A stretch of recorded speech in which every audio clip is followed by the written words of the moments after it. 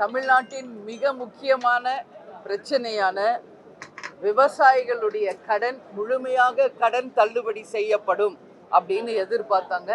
ஆனால் அது அறிவிக்கப்படலை. அவங்க ஏற்கனவே சொன்னது போல ஒரு சில கடன் தள்ளுபடி தான் நடந்திருக்கு. முழு கடன் தள்ளுபடி அறிவிக்கப்படவில்லை என்பது வருத்தத்துக்குரிய ஒரு விஷயம்.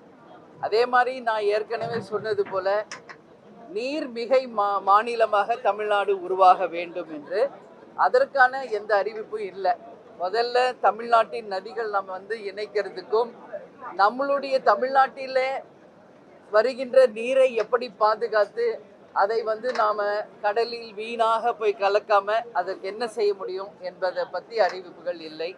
அதே மாதிரி இண்டஸ்ட்ரீஸ் ஒவ்வொரு மாவட்டத்திலும் அந்தந்த மாவட்டத்திற்கென்று சில இண்டஸ்ட்ரீஸ் நம்ம கண்டிப்பாக அறிவிப்பாங்கன்னு நினச்சேன். ஏன்னா இன்னைக்கு வேலை வாய்ப்பு தான் மிக முக்கியமாக இருக்கு.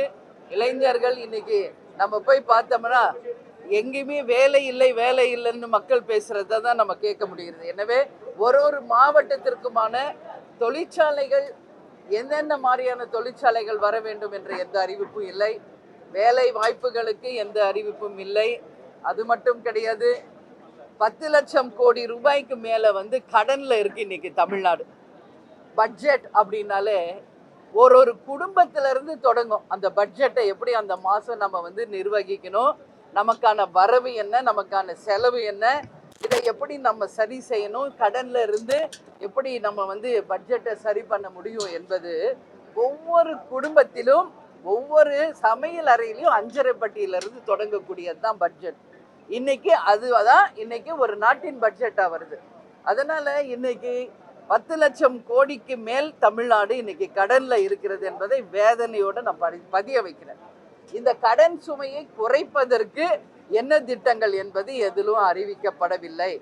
கடன் மட்டும் பல லட்சம் நம்ம கோடிகள் இன்னைக்கு கடன் மட்டும் கட்டிக்கிட்டு இருக்கோம்.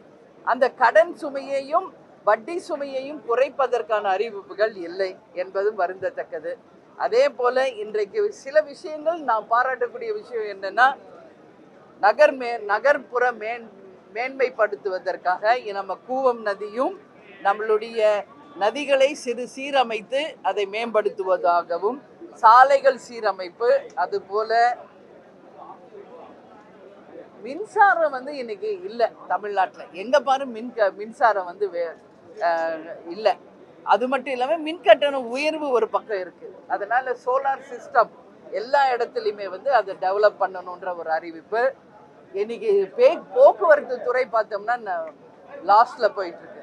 அதுக்காக மின்சாரத்தினால எலக்ட்ரானிக் பஸ்ஸஸ் விடப்படும் என்ற அறிவிப்பு, இது போன்ற சில நம்ம வரவேற்கக்கூடியதும் இருந்தது.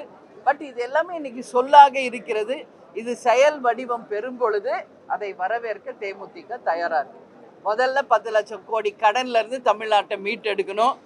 வட்டி மட்டும் பல லட்சம் கோடி நம்ம கட்டிட்டு இருக்கோம், அது நம்ம சரி பண்ணணும். வரவும் செலவும் இன்னைக்கு வரவை விட செலவு அதிகமா இருக்கு, கடன் அதிகமா இருக்கு என்பது வருந்தத்தக்கது.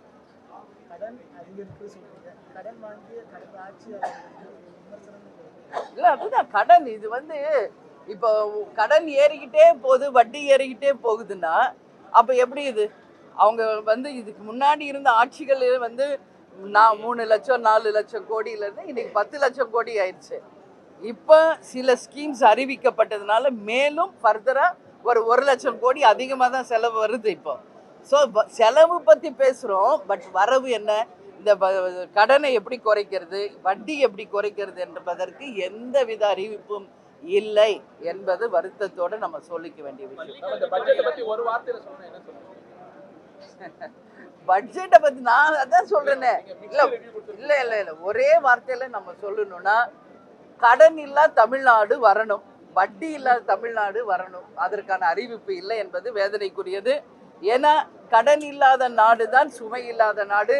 மக்களுக்கு அந்த சுமை இல்லாத ஒரு கடன் இல்லாத ஒரு தமிழ்நாடு உருவாக வேண்டும் என்பதுதான் தேமுதிகவினுடைய எண்ணம். பள்ளிக்கல்வித்துறைக்கு கடந்த ஆண்டுகளை விட இந்த குறைவா நிதி ஒதுக்கப்பட்டிருக்கு. மத்திய அரசு நமக்கு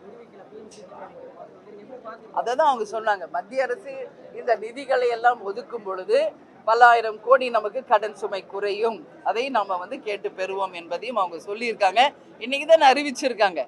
இது வந்து செயல் வடிவமாகி இந்த திட்டங்கள்லாம் முறையாக வரும்போது தான் அதை பத்தி நம்ம சொல்ல முடியும்.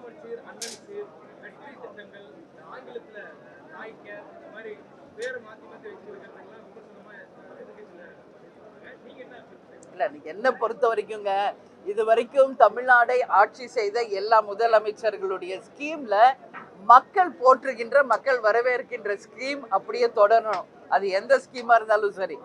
இன்னைக்கு பாருங்க, நம்ம வந்து மதிய உணவு திட்டம், அதே போல இப்ப காலை உணவு திட்டம், வீடு தேடி மருத்துவம், அது போன்ற பல்வேறு திட்டங்கள் இருக்கு. மக்கள் விரும்பும் திட்டங்கள், மக்களுக்கு உண்மையில் பயனளிக்கும் திட்டம் எந்த ஆட்சி மாறினாலும் கண்டிப்பாக வரணும், மாறக்கூடாது. அதுல மாற்று கருத்து இல்லை. அதே நேரத்துல மிக முக்கியமாக நாம் வந்து கவனம் செலுத்த வேண்டிய துறைகளும் நம்ம கண்டிப்பா கவனம் செலுத்தணும். ஏன்னா பேர் மாத்தி வைக்கிறதுனால இங்க ஒண்ணும் கிடையாது. இது வந்து ஒரு ஃபேன்சி நேம் மாதிரி ஆயிடுச்சு. பட் மக்களுக்கு பயனளிக்க கூடியதா இருக்கணும்ன்றதை எங்களுடைய. செய்திகளை உடனுக்குடன் தெரிந்து கொள்ள கீழ்கண்ட கேபிள் மற்றும் DTH நெட்வொர்க்குகளில் எம்நாடு செய்தி தொலைக்காட்சியை காணுங்கள். பாதகம் செய்பவரை கண்டால் நாம் பயம் கொள்ளலாகாது பாப்பா. மோதி மிதித்துவிடு பாப்பா, அவர் முகத்தில் உமிழ்ந்துவிடு பாப்பா. அண்மை செய்திகளை உடனுக்குடன் தெரிந்து கொள்ள இணைந்திருங்கள் எம்நாடு தொலைக்காட்சியுடன்.